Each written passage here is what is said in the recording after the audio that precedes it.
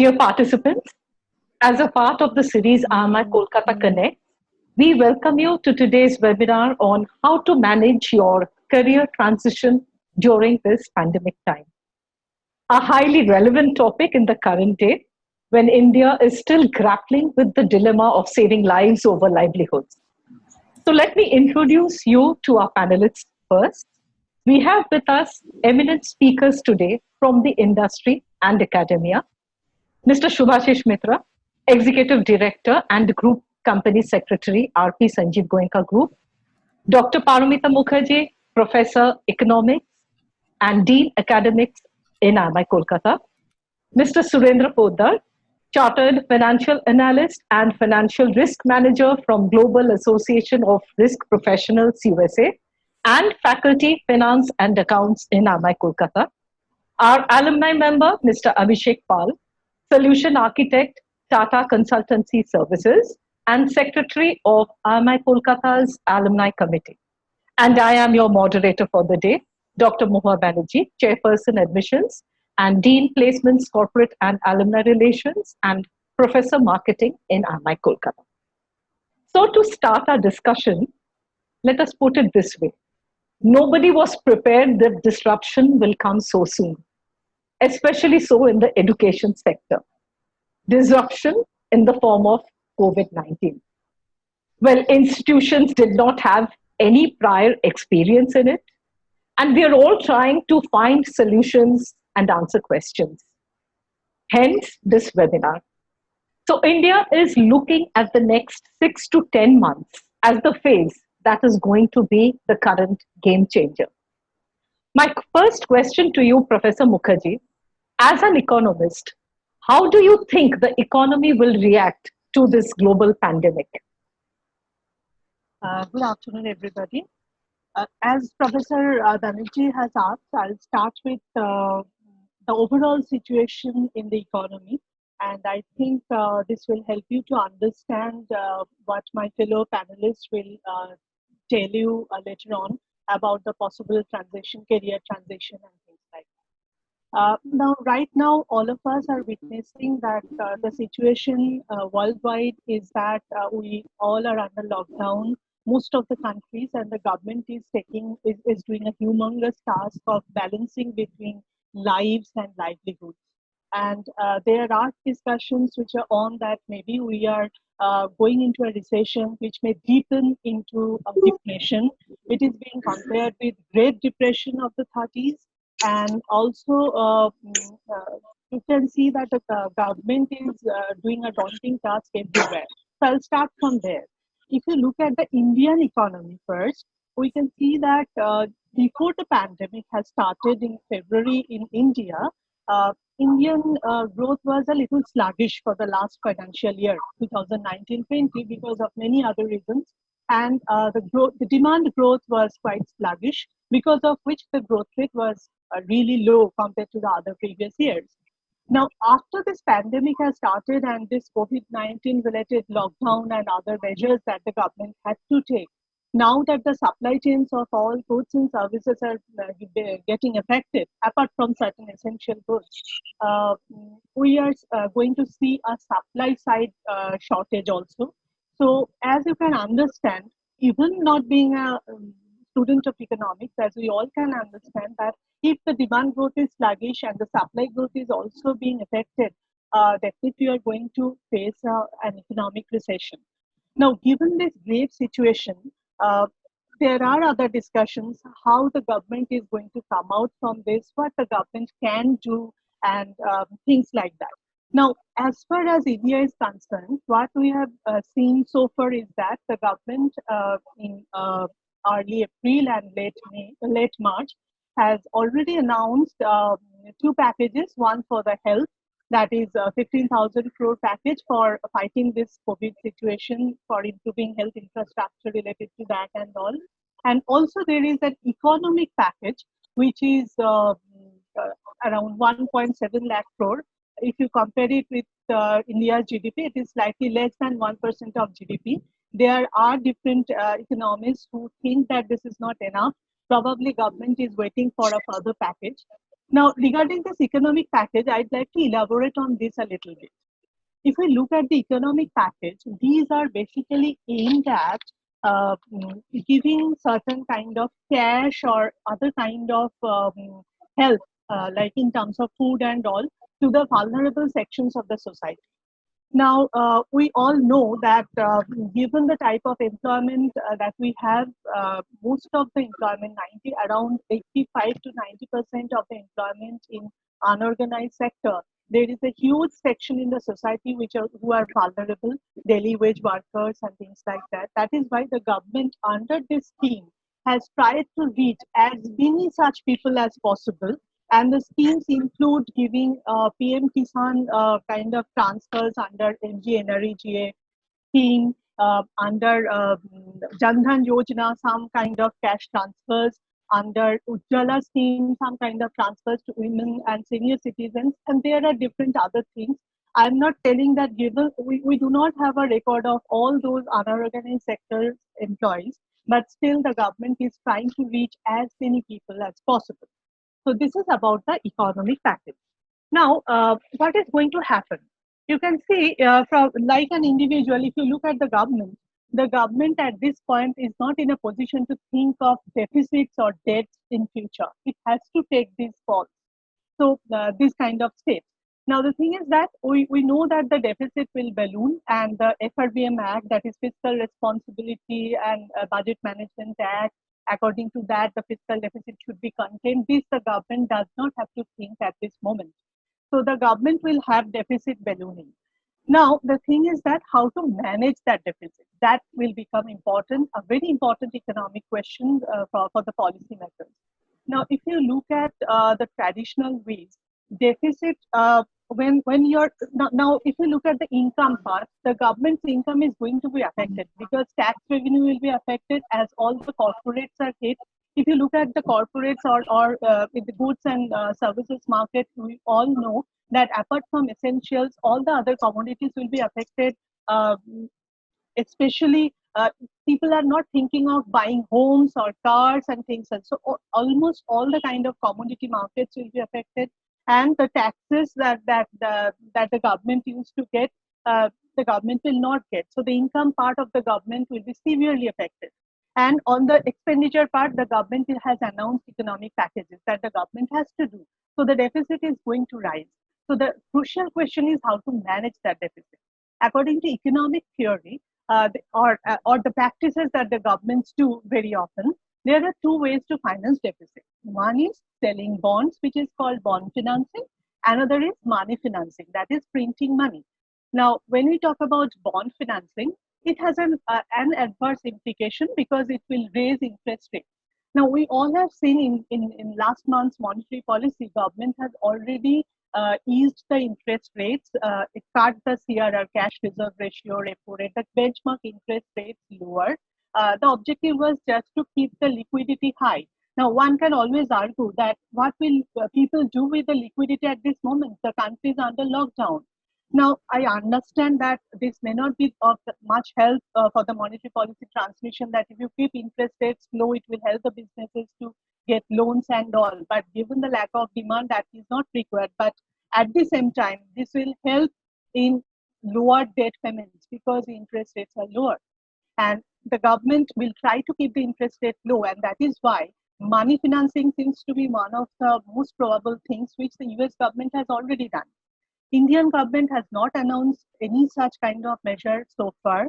But today, in today's one of the newspapers I was looking at, Professor Abhijit Banerjee, the Nobel laureate, has also mentioned that India should also think of printing money. But the advantage of this is that now that by printing money, there is always a risk of inflation. But now that inflation is going down because of sluggish growth and sluggish demand, we can afford that. And also, by printing money or excess by this kind of measure or money financing, interest rate always goes down, which is a good thing for the economy.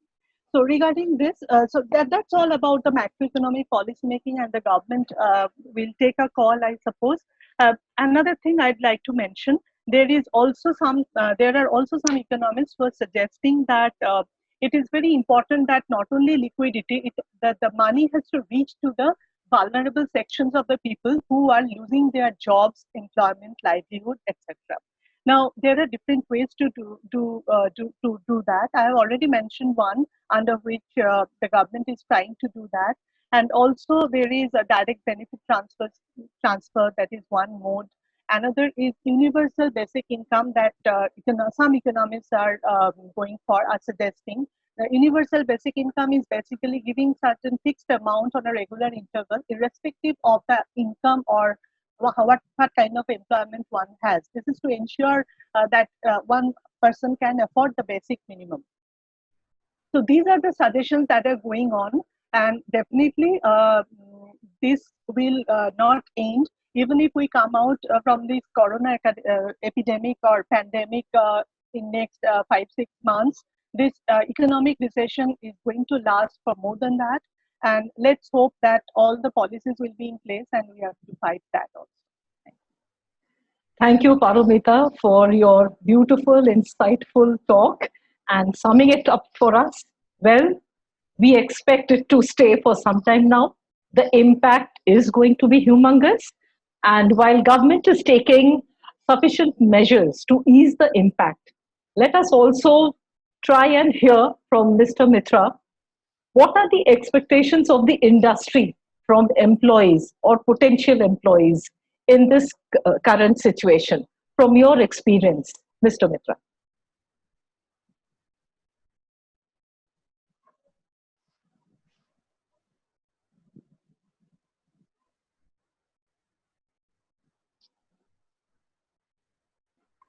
Hello.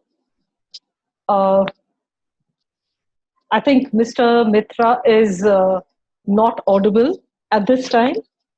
So, Parmita, can you hear me? Yes. Yes. So, okay, so we'll wait for Mr. Mitra to get back to us with this connectivity. Uh, Abhishek, so as an alumni, well, you have seen both sides of the coin. You have Yes. made the transition from IMI Kolkata student to joining the corporate sector. So, how do you think today's audience, when we are talking of the B school aspirants, can keep themselves conceptually updated and acquire new skill sets in these, if we may call it, extraordinary times? Well, for starters, it is a physical lockdown, not a mental lockdown. So, we look forward to hearing from you, Abhishek. Yes. Good evening, everyone. I am an alumni of this institute, that is International Management Institute, Kolkata, and I passed out in 2014. So I am from the 2012-14 batch, as we generally call it. So right now, this was something that is very unprecedented because the time when I had completed my graduation, that was the time when the recession had come in. Around that time, that was around 2009-10. So I had an opportunity. I would not say it's an opportunity, or I don't know how to place it, but I think I took it as an opportunity that I had to face that also when I passed out of graduation. But this is something very different from what it was, because in case of the recession, it was much more localized to a few economies. But this is something the entire world is impacted. There is no country that is functioning properly. And we as an organization, that is TCS, we work with clients around the globe. There is no country that is operational and working smoothly. So business has come to a standstill everywhere.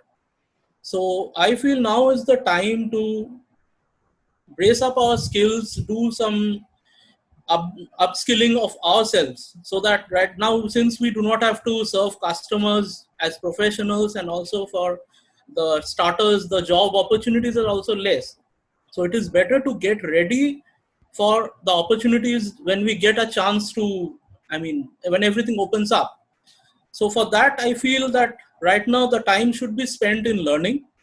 Now, each one needs to do a self-evaluation that where we stand, because there are a few basic things that one needs to, get into a B school is one thing, that we clear CAT, then we clear the GDPI process or the interviews.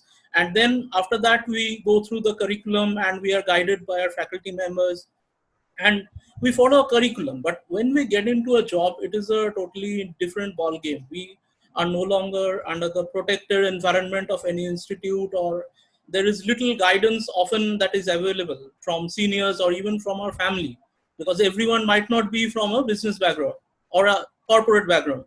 So that is where we need to build up a few skills. Now, the first thing that is required is we need to be good in communication, because unless we communicate well, nobody is going to understand the kind of skill sets we possess. So now is the time to hone our communication skills in terms of written and as well as spoken. And it is not only about corporate communication, it is also about communication between informal communication, because often in most organizations we are going to work as a team. So team communication does not always mean it is corporate. It has to be, sometimes it has to be a mix of formal and informal. So that is where we feel the communication skills can be enhanced. And I feel that requires, because quite a few of us, we think that we have got good marks in English, but there are many who do not communicate that well, or they do not know what to speak at what time or which word to use in which situation. So that is where we can do this some kind of courses of this type, which are like available. We have quite a few e-learning platforms. We have Udemy, we have LinkedIn Learning, and they are, I mean, during this lockdown period, they have also come up with some offers where they're giving it 6 months for free or in highly subsidized. So that is what the students can utilize at this point of time. And if I go back to my journey at that time, I had worked for some time before thinking of doing an MBA. And the institute at that time was relatively new. And I am from Kolkata, so I thought of taking a visit to the institute, because I also at that time was aware only about IMI Delhi. And that is when from them, they only recommended me that why not take up IMI Kolkata. And that is when I decided to have a look at the institute. And when I visited the institute, I liked the infrastructure. I interacted with quite a few of our faculty members, and I liked the profile of faculty members and the kind of research work they were doing. And also there were a lot of potential tie-ups that were being discussed at that time with foreign universities, which also interested me. And also we have another college in Kolkata that more people knew at that time, that is IISWM. So I decided, okay, why not take a visit there, because their fees are like half of that, and everybody generally used to talk about ISWM at that time. But when I visited, I saw that they are still, because I had a graduation from Calcutta University itself, so I had an idea about how the university culture was. And when I went there, I saw it was no different. Like they were not handling in case studies, they were still going through the college mode of learning. But we should understand that MBA is not just an academic course, it's a professional course. So we need to be groomed professionally as well. It's not about just clearing the papers and getting the good grades. So that is not enough. In our MSc or MCom, that is enough. If we academically do well, get a good grade, that is what we look for. But in MBA, we have to build ourselves professionally. We have to be job ready, because when we are on the job, we do not have books to open. You will not get a chance to always open a book and then do a job. So if you get something, you should be always ready, and you should have that street smartness, what we call it, that to handle a particular situation. So that is when we feel that the MBA course should be different. And that is what I found, that IMI Kolkata, I found it as a potential that it could provide me, considering the infrastructure that it had. And it had the state of the art infrastructure, and it had a professional look and feel, which is very important to start with. Unless we get that kind of a look and feel, we do not get motivated also to build ourselves professionally. So that is one major positive that I started it after joining the institute. I got a lot of chance to grow. I got a lot of chance to express my ideas to the management, and a lot of ideas were implemented. And I am being an alumni association member from the very beginning, and as a secretary, I have been in touch with the college regularly, on a regular basis. We do have alumni meets, and we also have informal meetups with the students on a periodic basis. So that is when the students get to interact with selected alumni members on a very informal note. Like we speak about what we have done in our college and how we have transitioned to our this corporate life, and they get to informally interact with us and get a lot of information from us. So that definitely, I feel, bridges the gap between the corporate and the student life, because alumni, I feel, are the easiest persons that a student can reach out to. because even on LinkedIn, everybody is not going to entertain you, but most probably the alumni would be the first person whenever they see that IMI Kolkata student. We always have a additional excitement and we always feel that we should help that person or interact with that person. Okay, so that is how it is, and I feel that this would be the right time, since the job market is going to be a bit rigid for some time. Quite a companies are going to freeze their hiring, so it is a good time to go for a course for professional, for those who are like looking out for a job. I mean, have completed graduation, looking out for a job. So I feel this is the right time to increase your degree to the next level, to the master's level. It is better to utilize this lean period in terms of jobs into an academic degree. Like anyway, you have to take a gap in between your career for this most often. So it is better to utilize this 2 years and spend it in the institute and do your course. And by the time you finish your course, I'm sure the economy is going to look better, because as per our TCS estimates from our CEO, the things are going to look better from quarter 3, and that is where we are expecting things to be back to towards, at least back towards normal, if not totally normal. We are expecting things to move up, because also the quite a few vaccines are being researched, clinical trials are going on, so we are hoping that some cure or at least some kind of remedy is going to be out by the end of this year. So as soon as that comes out, I'm sure things are going to move very fast. And by the end of you completing your course in 2022, I'm sure the economy is going to be much better than what we are forecasting at the moment. So I think this would be a good period to increase your skills, to build your skills in terms of all-round development in terms of communication and business knowledge. And I would say it is better to spend these 2 years in a college than spending the time at home looking for a job, appearing for interviews, and ultimately ending up with a year gap. Because often if you do not get a job, you end up with a gap after 5 years also. That might impact your career, saying that since you have a gap, and nobody is going to listen at that time saying that due to COVID-19 you took a year gap. The people are going to ask you back this question, that why didn't you do a course at that time or increase your skill level. So I feel this would be a good time to do your MBA, and I wish everyone and everyone's family all be safe and be healthy and take all necessary precautions. Thank you. Thank you, Abhishek, for your wonderful summation of the industry perspective on COVID 19. Yes, so there is a downtown as we speak, and we are looking at 6 to 7 months of this kind of a situation. After that, well, we are optimistic that there is going to be a huge upsurge. So, the timeline here that we are looking at, well, this is for us to keep your act together, go online, update, do something, do some value addition, some innovation from your end, but hang on. So that when the entire phase comes to an end and things turn positive, well, we have better career aspects and prospects looking up to us. Thank you, Abhishek, and again for being our alumni and coming out to us, reaching out to us whenever we call you and whenever we get you on board for these sessions. Most meaningful insights. We'll get back to you shortly again. At this point of time, I will request Mr. Surendra Poddar. So, as a finance faculty, while Abhishek, has been discussing a few nuances of what to get into, what kind of courses they should be apprising themselves with. Any insights from you, Surendra, on how can aspirants best utilize their time in this current situation?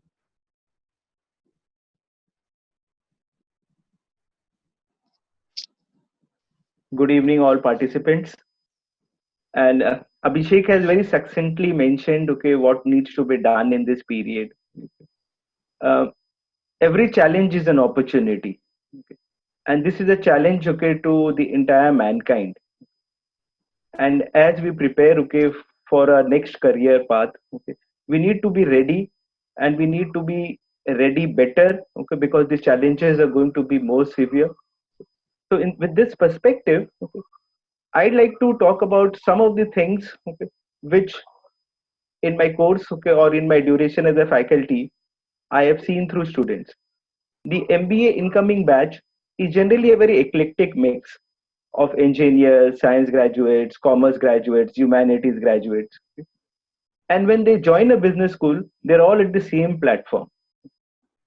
And I have observed, okay, that people who have not studied accounting in their undergraduation, they face a lot of challenge. They might be very academically brilliant, okay, but when they face accounting, and accounting is a must, okay, because it's the language of the business. And I can say this because I've also been an engineer. So when I did join my MBA at MDI, okay, I was all at sea with accounting.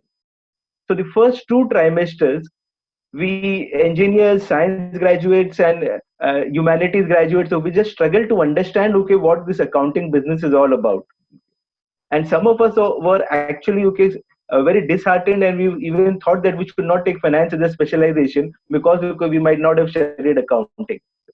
So this is where I think you've got some time with you.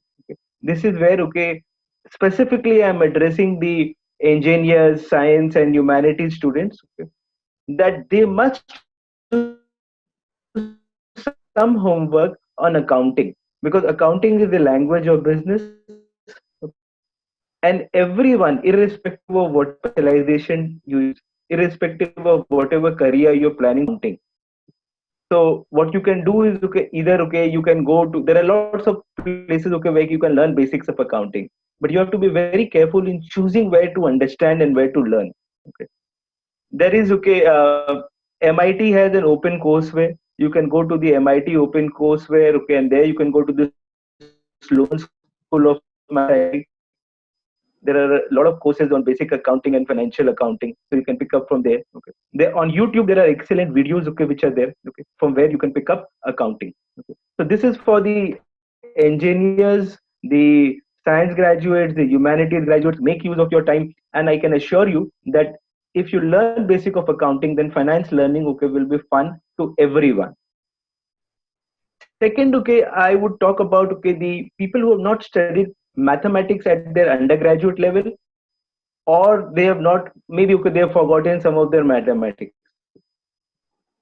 Now, mathematics is an important tool in business management. It is, we've seen, okay, everything is getting data driven. Okay, so irrespective of your specialization, basic mathematics will be required in an MBA program, in courses like microeconomics, macroeconomics, accounting. So some of you who YouTube videos, okay, learn basic mathematics because it's going to be very, very useful. And the third skill, which I feel, okay, is very, very important, okay, for everyone, is to learn, okay, basic IT skills. Right from day one, when you join a business school, okay, you would be asked, okay, to submit reports. You will be asked, okay, to work on Excel sheets. So PowerPoint, MS Word, MS Excel, okay, these are skills, okay, which you must, okay, be ready with, because an MBA program is a very intense program. So you would also feel, okay, that time has just, okay, flown by. So these are the things, okay, which you must, okay, prepare well, okay, before you come to an MBA program, and it's an opportunity you have got, okay. So make maximum use of this opportunity. So this is from the academic learning point of view. But academic learning is not the only learning which you should be doing, okay, in this period. I think, okay, non-academic learning is also very, very crucial. I've been inspired a lot, okay, by Warren Buffett and Charlie Munger. A lot of people, okay, think, okay, that Warren Buffett and Charlie Munger learnings are primarily, okay, for finance students. But to me, both Buffett and Munger, okay, are icons of business learning. So this is the period, or this is the time, okay, when you can spend some time on, and the great thing is that Warren Buffett has given all his learnings in the essays which he writes to shareholders, okay, right from 1965. The essays which Warren Buffett writes, okay, to his shareholders, okay, are considered as top-notch study material. Some of them even consider the Bible of learning, the Bible of investing. Okay. These are available absolutely free, if you go to the site of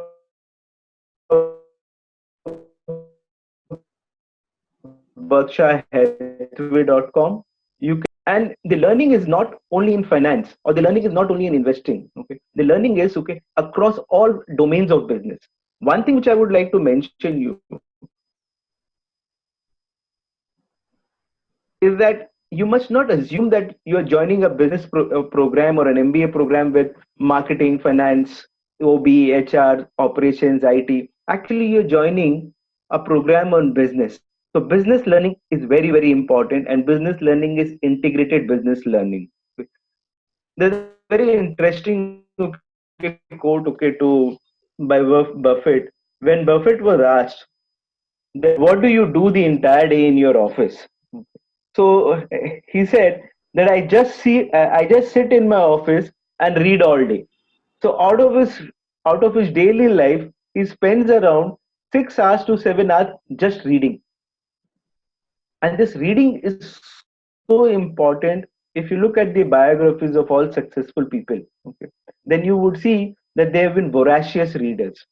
So in this period of lockdown, I think you should be spending time and reading few non-academic books, okay, which would give you a real perspective of business, which will give you a real perspective of learning. Some of my favorite books, okay, as I mentioned, one is the Berkshire's annual letters, okay, which is huge, which is humongous. From 1965 to 2019, if you start downloading and reading it, or maybe it will take another 2 3 years, okay, to complete the letters. That is one. Second is Poor Charlie's Almanac. Charlie Munger is the vice chairman of Berkshire Hathaway, okay, and he focuses on worldly wisdom. He talks about interdisciplinary knowledge, and I think okay, in this book, okay, you will see that how you can use the concepts and models of physics, of probability, of architecture, of law, okay, in decision making. So I think it's a great learning resource. If some of you cannot buy the book right now because Amazon and others are not giving delivery, I would suggest invest in a Kindle. And Kindle, even if you cannot buy the physical version of the Kindle, you can download the app of Kindle, buy the ebooks, okay, which will be available on the app of Kindle, and read this. It will be an amazing learning. Another book, okay, which has really inspired me and shaped my thinking is written by the Nobel laureate Kahneman and Tversky. It is Thinking Fast and Slow. It gives a very good insight, okay, into how decision makers make decisions, how a brain thinks when it needs to take analytical decisions, how a brain thinks when it needs to react intuitively. I think it's a great book for everyone to read. I'm giving you a list of 7 8 books. I'm not saying that you have to read all of them. Just read one, two, just make a objective criteria that what is that which you want to know. Because one of the challenges in this lockdown period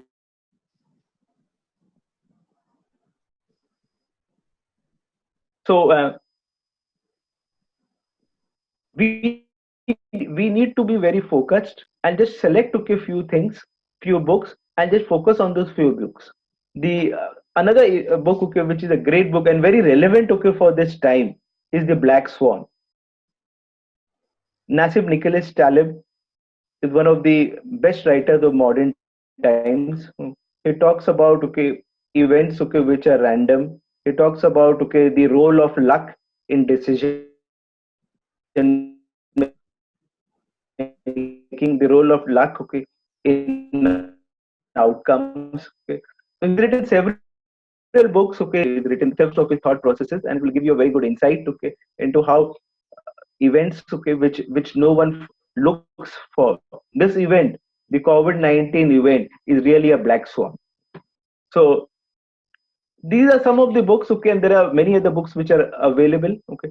But I would suggest okay that do not get overwhelmed okay. Do not waste your time okay on YouTube okay, on watching the television throughout, because while we may think that we are getting knowledge okay, but that is not focused knowledge. So list down okay what are the things okay which you must read, make a and do it religiously, because this is a period where you need to be very disciplined in what you need to do. So So if you start a book, make sure you finish it, okay, before you move to another one.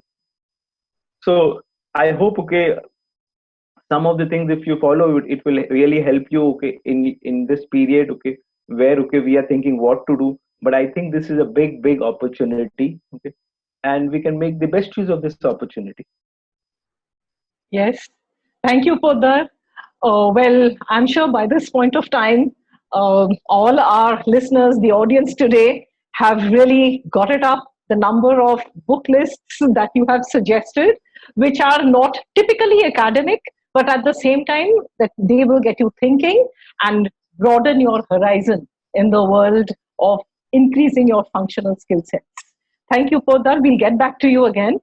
Mr. Mitra, sorry, there was a brief break when we could not get across to you.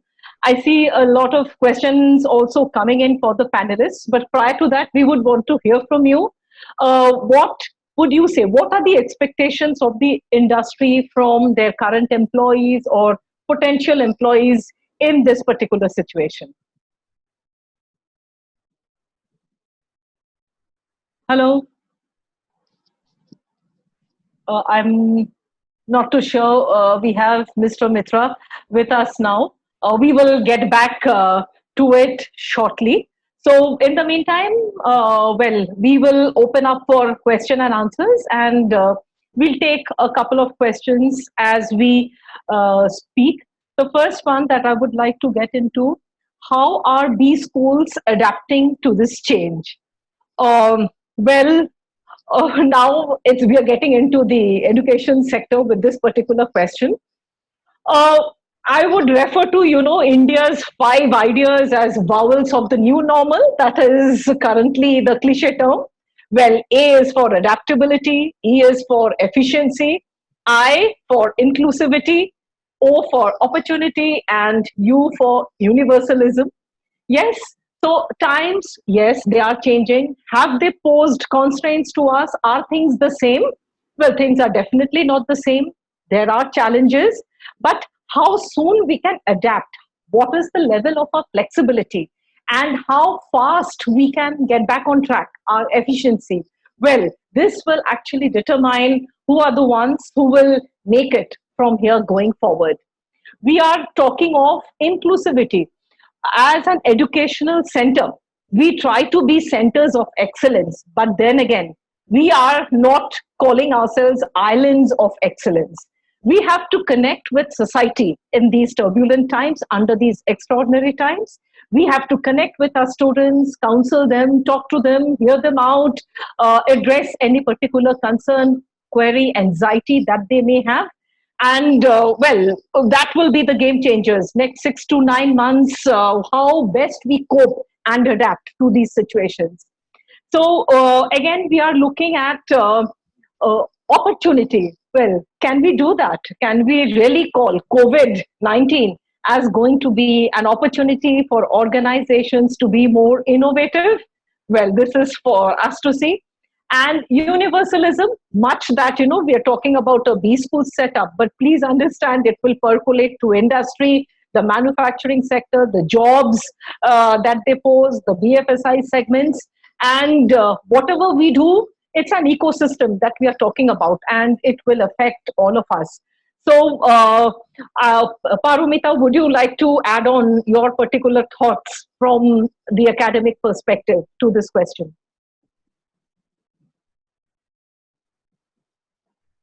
Hello. Am I audible? Yes, Paramita, you're audible. We can hear you. Okay. So, as Professor Banerjee has already mentioned, like all other sectors, we are also adapting to this change. As Professor Poddar was also telling, that we have seen an influx of online learning platforms and all. And not only the B school sector, but all schools, colleges, universities are now trying to engage students with different kind of academic activities, be it projects, be it online classes and things like that. So we have to change, we have to adapt. Thank you. Yes. Thank you, Paramita. Abhishek, would you want to add on to that some industry perspective? So, how are employees looking at this? Perhaps future recruitments going forward? Yes, actually, our company, for example, TCS, we have changed our working model for this pandemic. That is, we have moved from office delivery to home delivery, working from home delivery. So we have introduced something called secure borderless workforce. That is, we can work from home and still maintain the security that is required to serve international clients, because we handle a lot of projects which have a lot of confidential data in terms of governments of different countries, banks, and also in India, like the entire passport website, IRCTC website, SBI platform. A lot of things are managed by TCS. And now that we are working from home, almost 90% of our workforce is working from home. And now our management has found that the productivity by doing this has increased by around 25%. So they are now contemplating of moving to a work from home model than an office model. And they've already said that by 2025, they're planning to have not more than 25% in the offices. So 75% people should be working from homes. So they have seen it as an opportunity, and they have seen it that it has helped improve the efficiency of our efficiency, and the productivity has increased a lot.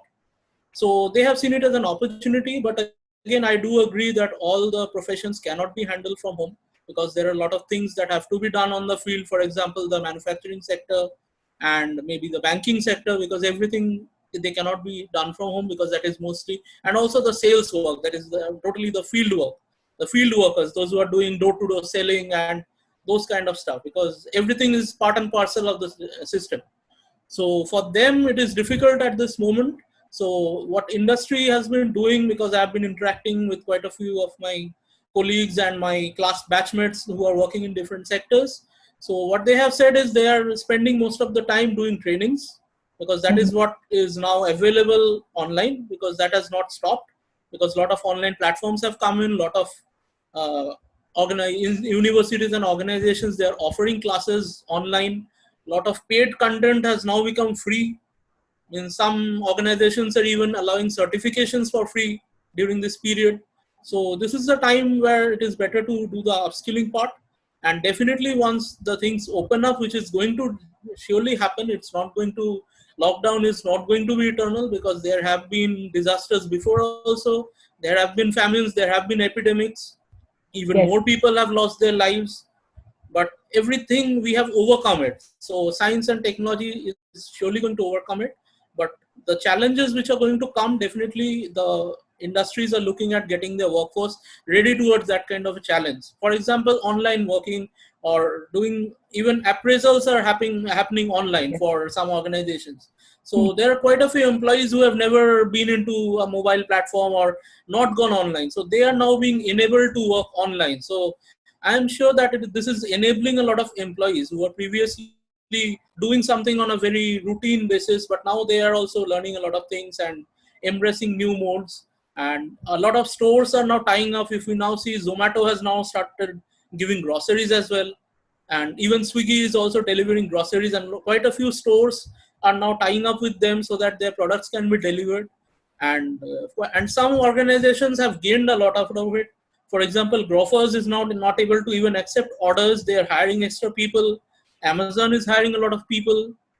So there, a lot of hiring is going on, because for these companies it has been a huge increase in the profits. And that's what happened when e-commerce came in for the first time, or the online payment or the online banking came in for the first time. For example, Paytm, that also was a change from our cash mode to digital mode. So that is how it is. I'm sure many organizations are looking at it as an opportunity, and it is helping employees also to get used to something that is new, so that we are better equipped to face challenges in future of this kind. That is how the industry is looking at it. Thank you, Abhishek. Well, I am just scrolling through the multitude of questions that I have in front of me at this point of time. Well, I'll try and take one at a time.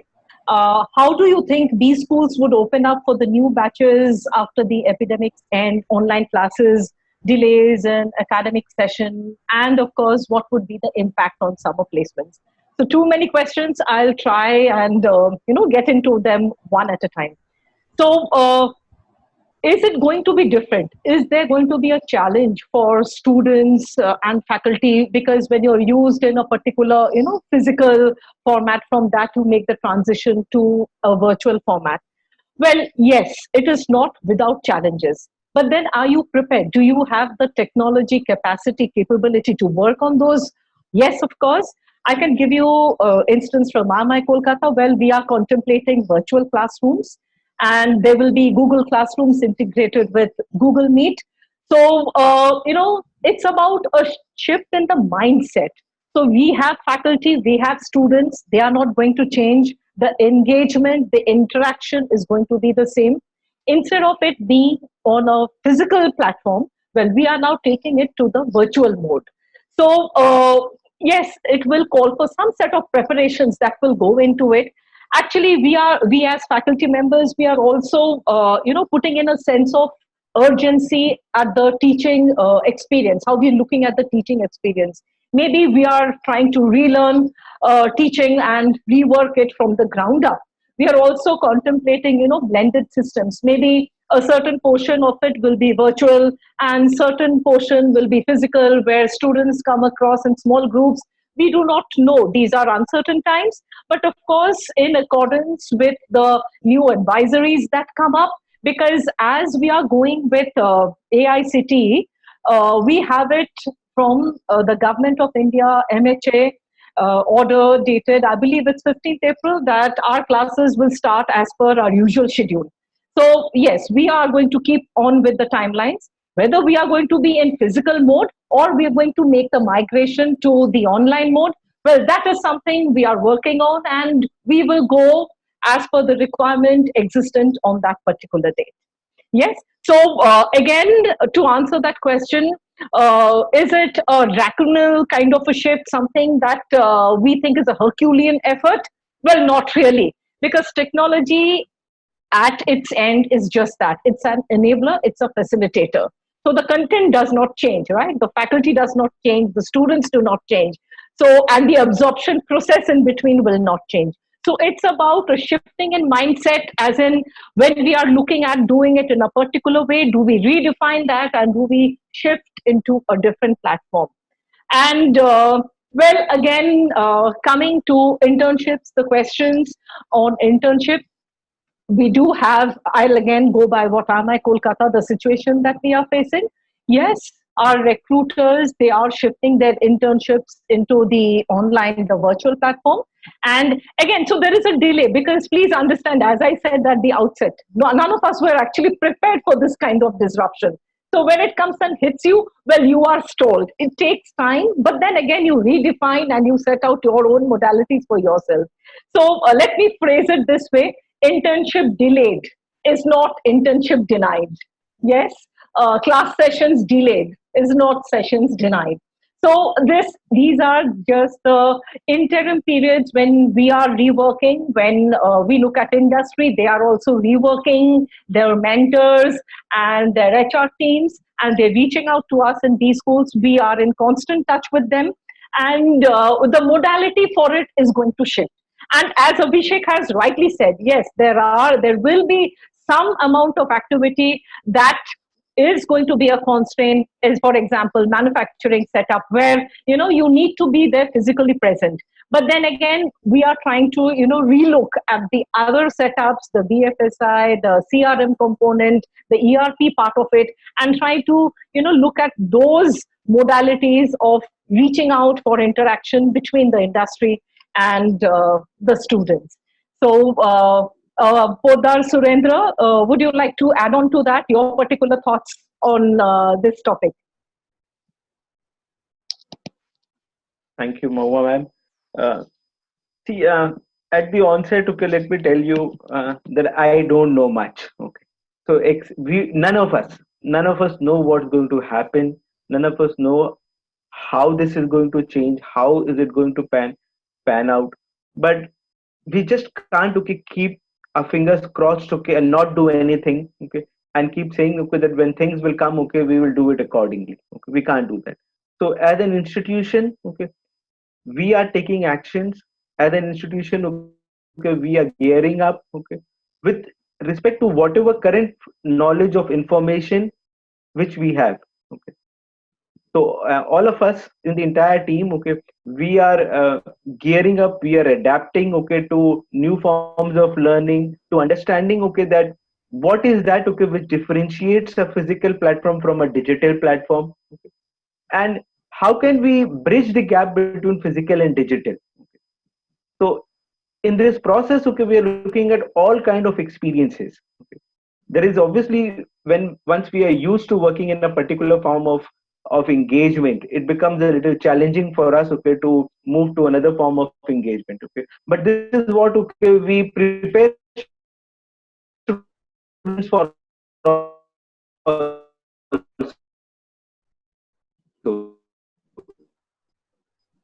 So if we, okay, the change, okay, we through this process, but we also work, okay, in an environment, okay, where, okay, we need to follow the guidelines, okay, of the statutory authority. So if you, so within the constraints of the statutory environment, okay, we are prepared, we are ready, okay, and we are very agile. I think agility is the word, okay, which describes IMI Kolkata.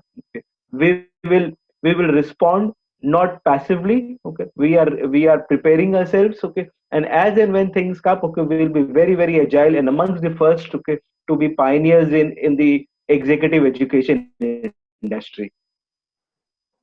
Yes. So you can Uh, trust us. Thank you, Surendra, for that. Paromita, Professor Mukherjee, there's a question for you, and you would like to answer the question live. What Yes, form of yes. economy? Yes, if you can please Yeah. take it. Thank you, Professor Banerjee. What form of economic recovery curve is India expecting, be all or L or Nike shoes?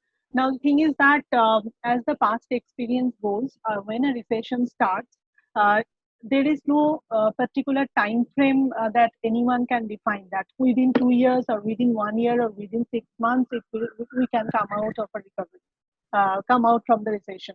Now, the question is now whether it's a recession or a depression. That is very crucial. Then we can think of recovery. So there is nothing in sight now for none of the economists, whether it will be a V or L or any of this kind of shapes or U or something like that. Thank you. Yes. Thank you, Paromita. A couple of questions that are coming in, regarding where exactly to pursue your MBA, your PGDM. So, more than one question here in front of me. So, I'll take a first, take on that. Is localization of admissions? Is that what we are looking at? Well, at this point of time, I would advise that, well, hang on to your horses. There is no need for taking any immediate decision now, because whatever you decide, please understand this is going to affect your career growth, your career prospects. And as Abhishek a while back has rightly said, this is going to, the impact of this particular decision will be life defining for you. So, going by today, tomorrow, and what data we come across, what data we expose ourselves to, well, uh, the solution may not be immediate. But then again, you have to understand, you have to look at it from a long time perspective, right? So, if there is an institution noteworthy for a particular specialization, you would want to go down to that institution no matter what. And again, all institutions, I've just said this in my previous question, that everybody is trying to get into the virtual mode, maybe even a blended form where they are looking at supplementing virtual with physical engagements, or whatever be the platform. So, are we traditionally looking now at localization of admissions, meaning I do not want to move out from my city? Well, if you ask me, well, that is not the particular situation now that we are facing.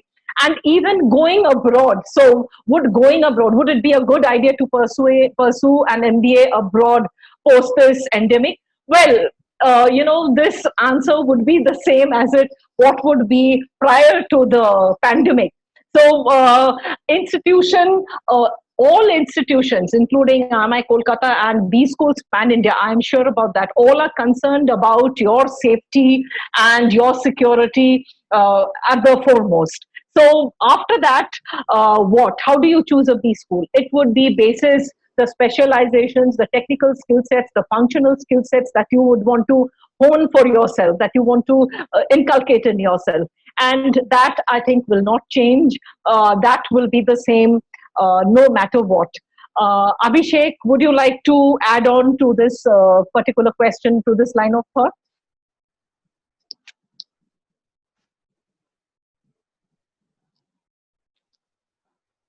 Uh, Hello, am I audible? yes, Abhishek. Yes. So, as I was saying that whatever decision you take, that is very important. And I also would like to take up another question which was very similar to this. I would like to take up on this moment only. That is it the right time to go for an MBA right now, or is it better to drop a year and try the next year? So I think it is somewhat related to what we were discussing. So basically, first place, why are you doing the MBA? You are doing it for betterment of your career. You want to be at a better place than what you are right now. Now we have two categories of students. One which are fresh graduates, that they do not have any kind of work experience, and there are some who have been working for some time and they feel that MBA is going to take them to the next level. So in both cases, the thing is common, that you want to go to the next level. Now, if you want to lose the 1 year, then you aren't moving anywhere. You are where you are. Now, how can you get something better than the MBA right now? Are you going to get a better job? No, maybe, because that is why you are planning the MBA. Because if you already have something very good, then in the first place, you're not going to do the MBA. It's not something that is mandatory like a graduation, that after 12th you have to do a graduation. You cannot, it's not a mandatory thing. So it is always a decision that you have taken for betterment of your career. Now, another thing is CAT is an uncertain exam. It is no guarantee that you are going to get the same percentile or a better percentile next year. Because I know a lot of people who have got lower percentiles when they have repeated next year, and they have again lost a year, got something worse, and end of the day they could not even go for their MBAs, or they had to give up their dreams. I have quite a few friends who have faced this kind of a situation. Quite a few of working people think that, okay, I have 3 years of experience. Okay, as soon as I finish 5 years, I will be eligible for an executive MBA. So I will lose 2 more years and I will continue and I will get in. First of all, 5 years is just the eligibility criteria of applying to an executive MBA. If you see the batch profiles of all the top institutes, it's almost around 8 to 10 years of experience on an average. And that also, in the 8 years of experience, it has to be a lot of diversity. The person has to have a lot of international exposure, should have played a leadership role. Now you have to evaluate whether you're going to get that in your current job if you stay for 8 years. And in most cases, the answer is a big no, because there are people who are like just BTech graduates working in a lot of companies. They're for the same kind of they're working in a similar profile for 7 to 8 years without any kind of significant change. Okay, so and also your work pressure is going to be increasing, and definitely you have some element of dissatisfaction with your current job, and that is why you want to change your track or to move to the next role with your MBA. So I do not feel losing the year is the right decision, because there is no guarantee what is going to happen next year in terms of your score, in terms of the opportunity. And if God forbid we feel the situation is even worse, then what are you going to do? Then are you going to lose another year? And it will go on, and it is a very vicious cycle, and it is better not to enter into that kind of a situation, I feel. Thank you, Abhishek, for nicely summing that up. And well, I have one question here. I've taken the ones on internship and placements. So, due to we are getting running short on time at this point of time. So, Paromita, would you like to take this particular question? Which courses will be in more demand post pandemic? So, your thoughts on this? Okay. Uh, Given the situation, and given that uh, we are talking about a professional course like MBA, it basically gives us a holistic view of different aspects of business. So when a business is getting affected, there are different aspects that everyone has to look at. So at this point of time, one cannot really say that this particular thing will be more relevant, like marketing will be more relevant than finance, or operations will be more relevant than strategy. We cannot say that. For a business, each and every specialization is equally important. That is why in every business school, some core courses are there, everyone has to go through, and then we have the electives. So we cannot really say that this will be in more demand compared to the other one. Thank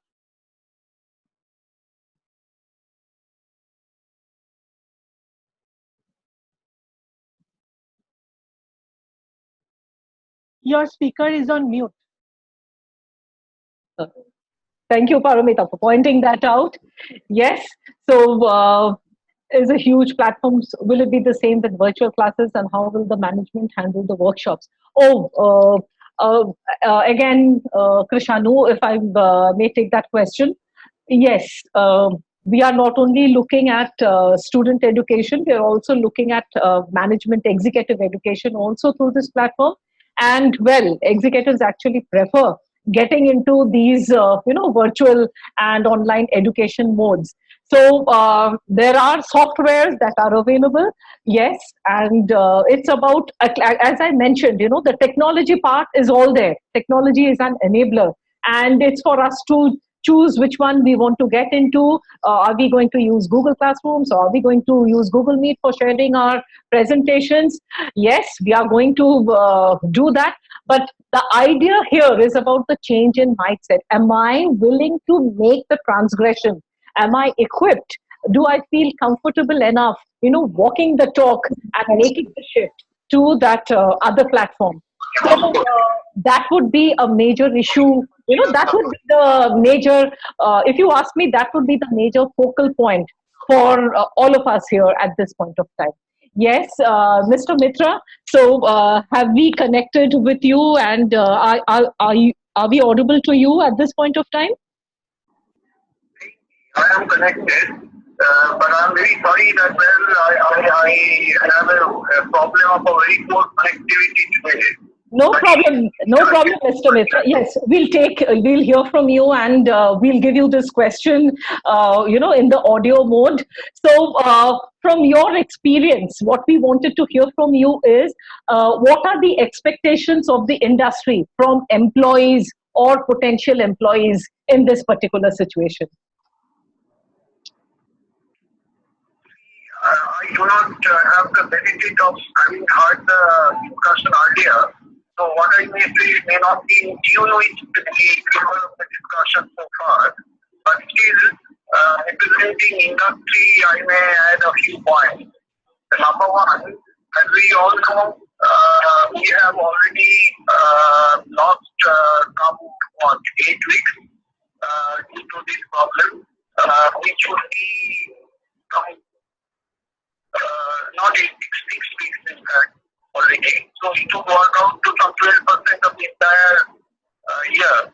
So what is happening is all industrial organizations, big or small, when the lockdown is lifted and things start getting back to normalcy, they would put in all their resources. That is bound to happen to compensate for the time they have lost. So I very earnestly hope that the extent of the loss due to these disruptions will be minimal. And still, fortunately, we have quite a bit of the financial year left. The industrial organizations will have their own respective planning in their own respective ways to make up for the time loss. But yet, it will be a challenge. It will be a challenge in the sense that this disruption has happened all on a sudden without having any earlier indication that it is going to come. It will be a tough challenge, but it will be short-lived, I believe. And things will get back to normality much earlier than what is anticipated. there will be some stress on financial resources of the organization, but given the enormity of the problem and the disruption which has happened not only to industry but also to all individuals, I strongly believe that when everybody would come together, there will be proper planning, there will be marshalling of resources, and as I said, there is quite a bit of time left for this financial year to go. That is the advantage. That it happened in, say, December or January. This has been even more difficult for the organizations to pull up. Now it would be somewhat easier. And the other thing is, you see, fortunately, supply chain management has been organized in a much better way than what was initially thought of. So that is one advantage that the economy would have. There will not be any disruption in supply chain management, but economy has suffered a jolt and it will take a bit of time. But I believe that we will be able to extricate ourselves from this mess. A lot will also depend, to be frank with the participants, a lot will also depend on how we will go from here. So let us all expect that the worst part is over and we should be able to do much better for the reason that I tried to outline. Now, since I believe that your participants are MD aspirants, so let me add a few words for them. See, fortunately again, the batch which will come in now, the MD aspirants will have full 2 years left to them. So it would be much less of a problem to them than what it is for, say, the outgoing batch.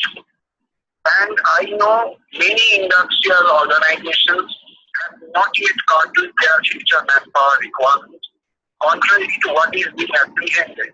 They still are holding their manpower planning. And if we can pull up the way I thought that we would, and with all kinds of measures, I briefly heard Professor Paramita Mukherjee outlining what the government of India has provided for giving relief to the industry, and there have been many relaxations. Already some relaxations have come in, and there will be many more which are on the way as we go along. So with those relaxations and reliefs already provided and to be provided, the industry expects that a great part of the adverse impact would be taken care of by these measures. Now, so far as these aspirants, MD aspirants who are going to join business schools, they are concerned. See, now I believe that they have a unique opportunity to strengthen their own profile. They would have the opportunity to learn many more things by networking with their peers, by doing studies. Because at the end of this 2-year period, when they knock at the door of entering industry or they decide to do whatever else they decide, what would be at the core would be how competent, how well they have prepared themselves. Now, even if there is some bit of disruption in the initial phase of their MBA curriculum or course, still they would have a lot of time to make up for everything that has gone anywhere. So I believe dispassionately that not much is lost, especially for those who are going to come in. And they should not feel disheartened. There is a bit of disruption, but this is, as I said, is provides a unique opportunity, indeed a unique opportunity for them to really prepare themselves very well, because this kind of uninterrupted break, students students normally do not get. We have never got this kind of uninterrupted break, which gives you so much of opportunity to do whatever you are not able to do in normal times. So from the question that was asked is what industry expects. Industry expects one more thing from the students or from the those who join the industry. Because of this disruption, many of the organizations have taken quite a bit of steps for digital transformation. They were already there, but I know quite a few organizations have developed their own planning to strengthen their digital plans, their digital network, etc. So the students do very well during this break that they are getting to prepare themselves challenge that the industry will obviously have in dealing with the hiccups arising from digital transformation that is sure to happen now. And so far as IMI is concerned, I know that it's a great big school with wonderful environment, and the faculty members are all uniquely qualified. They have the right kind of research experience. I know all that.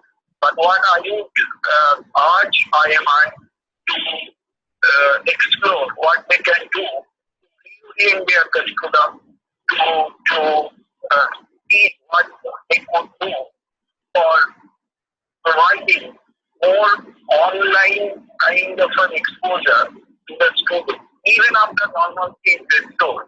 I know that they are maybe already subject to the curriculum, but going beyond it and drawing from the experience that we have now, if the IMI can reorient the curriculum or strengthen the content in a way that where the students have much of extra opportunity to have online exposure, that I believe can be very big tip for the students in future, even in normal times.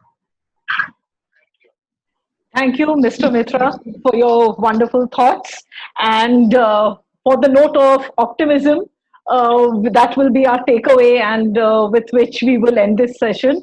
So, no curtailment. Industry is not looking at any curtailment in manpower requirement. And so, even though, yes, there is going to be a setback of these couple of months, 12% of the year, but not much is lost. We still have some optimism to look forward to, and to be agile, to adapt ourselves, to inculcate new skill sets so that we emerge from this much stronger human beings. And as an educational institution, dear participants, well, students are our aspirations and they are also our inspirations. So, on this note, we will call it a day today. Thank you, dear panelists. Abhishek, our alumni, Mr. Mitra, for taking time out and notwithstanding the internet connection, still being with us today and sharing your thoughts in this session. Mr. Surendra Poddar, Professor Paramita Mukherjee, I thank all of you today for being with us today. And we look forward from IMI Kolkata to conducting more such successful connecting sessions with the audience at large in the immediate days to come. Thank you. Thank you.